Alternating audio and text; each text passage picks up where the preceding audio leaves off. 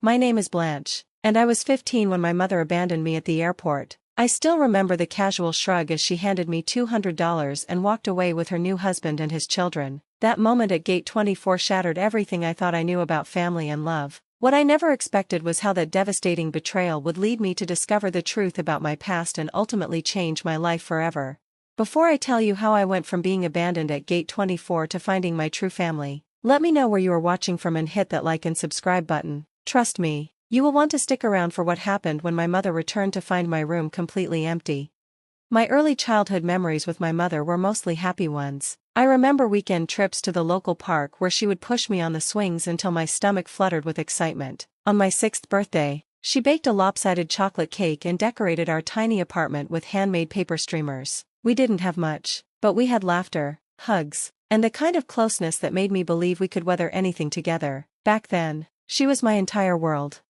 But everything changed when I was 8 years old. I came home from school one afternoon to find my parents sitting stiffly on opposite ends of our worn-out couch. The air felt heavy, like a storm cloud had settled in the living room. My mother's eyes were red, my father's jaw was clenched, and their words were clipped and cold. Sometimes adults stop loving each other, they explained, as if that was enough to unravel a family. That night, I cried into my pillow, clutching my stuffed rabbit so tightly I thought the seams would tear. The muffled sound of their arguments seeped through my bedroom wall, each word another crack in the fragile world I thought was permanent.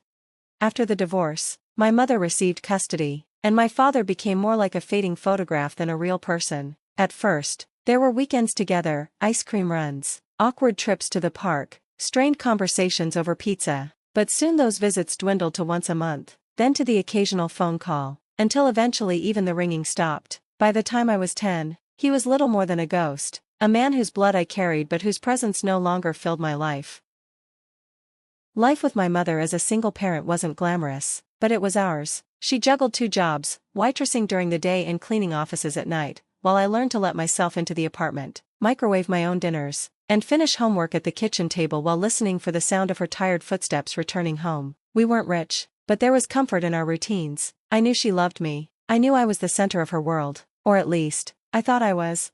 Then, when I was 13, everything changed again. My mother met Richard, a man who seemed to embody everything our old life lacked. He was wealthy, confident, the kind of person who turned heads when he walked into a room. She met him at the restaurant where she worked, and from the way her cheeks glowed when she described him, I knew he was different. Within months, their relationship had moved at a pace I could hardly keep up with. Suddenly, she was wearing new clothes, smiling in ways I hadn't seen in years, and talking about a fresh start. 6 months later, Richard proposed with a diamond ring so large it looked like something out of a movie. My mother said yes, tears in her eyes, and before I could adjust to the idea, we were packing up our small apartment and moving into his massive suburban mansion. That house, it never felt like mine. It had a pool that sparkled in the sunlight, a home theater with plush leather chairs, and more bathrooms than I could count, but no matter how big it was, I always felt small inside it. And then came Richard's children, Olivia, 14. Who carried herself like royalty and looked at me as though I were a stray dog that had wandered in uninvited. Jackson, 12, who kept his distance, speaking only when absolutely necessary, and Zoe, 10, who at first seemed friendly but soon followed her siblings' lead in making me feel like an outsider. From the very beginning, I knew I didn't belong. Richard treated me with politeness, but there was no warmth behind his eyes when he looked at me. At dinner, his smiles were for his children, his praise was for their grades, their hobbies, their endless accomplishments. When I tried to speak, my words seemed to float past unnoticed, swallowed up by conversations about country clubs, private schools, and vacation homes. And worst of all, my mother began to change. The woman who once pinched pennies and found joy in our simple life was suddenly wearing designer clothes, talking about the struggle years with an uncomfortable laugh, as if the memories we had shared were now something to be embarrassed about. She whitened her teeth, dyed her hair, and filled her calendar with social events where I wasn't invited. It was like she was shedding her old self, ourself, and building a new life that had no space for me. My father nodded, his expression tender, his eyes shimmering with a mixture of pride and regret.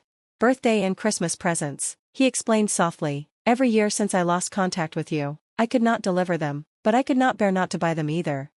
I turned my head slowly, my breath catching in my throat as I looked at the row of boxes arranged on the shelf. They were still wrapped, some in paper faded from years of storage, others bright and crisp, their ribbons stiff but intact. Each one was labeled in his neat handwriting, Blanche, age 9, Blanche, age 10, Blanche, age 11, and so on. The sight of them, untouched but waiting, was like a physical blow.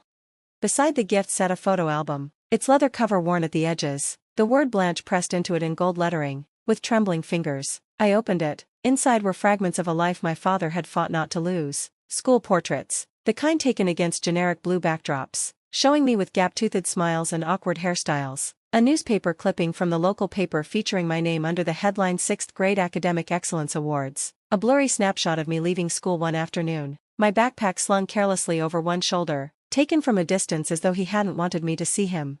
Tears stung my eyes, blurring the photographs. My chest ached with the sudden realization of all the years that could have been different if only I had known he was still trying. "You really did try to stay in my life," I whispered, my voice breaking under the weight of truth. "Every single day," he said, his voice rough with emotion, his eyes locked on mine. "And I am not going anywhere now, if you will let me be your dad again." The silence that followed was heavy but not uncomfortable. For the first time in years, I felt a missing piece slide quietly back into place. That first night in my new home, neither of us had the energy to cook. My father ordered takeout from a nearby Italian place. We sat at the dining table, the cartons spread between us, twirling pasta around our forks. The conversation started hesitantly, safe topics like the town, the weather, the view from the cliffside house. But as the minutes stretched on and exhaustion softened my defenses, the words began to come easier. I found myself telling him about school, about the books I loved, about how it felt to be invisible in my mother's new family. He listened, not half listened, not politely nodded, but really listened, his full attention fixed on me as though nothing else in the world mattered. It was the first time in years that I felt seen. Later, when I crawled into the impossibly soft bed in the room he had prepared for me, a weight I hadn't even realized I was carrying began to lift. My last thought before sleep claimed me was that maybe being abandoned at the airport wasn't the tragic ending I had feared, it was the beginning of the life I had always deserved. The next morning, I woke disoriented, surrounded by unfamiliar luxury. The sound of waves crashing against the cliff below echoed faintly through the walls. Sunlight streamed through the tall windows, turning the pale blue carpet into a patchwork of golden light. Slowly, the memories of yesterday returned, and my heart swelled with cautious hope. I slid out of bed and padded across the room. The ensuite bathroom was bigger than the entire living room of my mother's old apartment. A rainfall shower poured down like a gentle cascade, and the counter was lined with toiletries, shampoos, lotions, soaps, more than I had ever owned in my entire life. After showering, I dressed in the clothes I had worn the day before and made my way downstairs, following the smell of something cooking. I found my father in the kitchen, hunched over the stove with a spatula in hand. A lopsided pancake sizzled in the pan. "Good morning," he said when he noticed me, his smile wide but sheepish. "I thought I'd try making breakfast, but it seems my cooking skills haven't improved since you were little." I laughed, surprised at how natural it felt. "I remember your pancakes," I said, sliding onto a stool at the kitchen island. "They were always funny shapes, but you'd make smiley faces with chocolate chips." His eyes lit up. "You remember that? You were so young." "Some things stick with you," I said softly. He placed a plate in front of me with a pancake that was misshapen but golden brown. I took a bite, and despite its uneven appearance, it was delicious. The simple act of sitting across from him, sharing breakfast, brought a warmth to my chest I hadn't felt in years. We ate together, talking between bites. He told me stories about his clumsy attempts at cooking when he lived alone, about how he had taken up woodworking as a hobby, about how he would look at the gifts he bought for me every year and imagine the moment he could finally give them to me. I shared more about my life, about the loneliness I had tried so hard to ignore. And in that kitchen, surrounded by laughter, pancakes, and the smell of maple syrup, I realized something important. This wasn't just a temporary refuge, this was home.